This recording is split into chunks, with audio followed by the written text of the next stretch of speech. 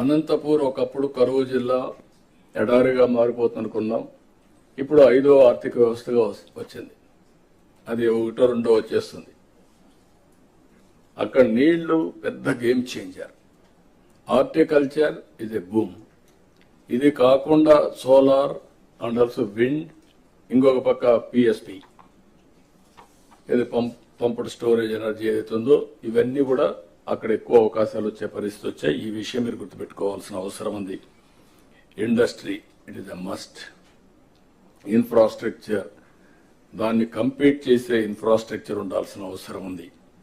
అందుకే ఇక్కడ మనం చూసే ఇండస్ట్రియల్ క్లస్టర్స్ కానీ, అదే మరి ఇన్ఫ్రాస్ట్రక్చర్ కానీ, అదే కాకుండా ఈరోజు energy is a game changer. మనం చూసినప్పుడు గ్రీన్ ఎనర్జీ 10 లక్షల కోట్లు, 7,50,000 మందికి ఉద్యోగాలు ఇవ్వడానికి ముందుకు పోతున్నాం.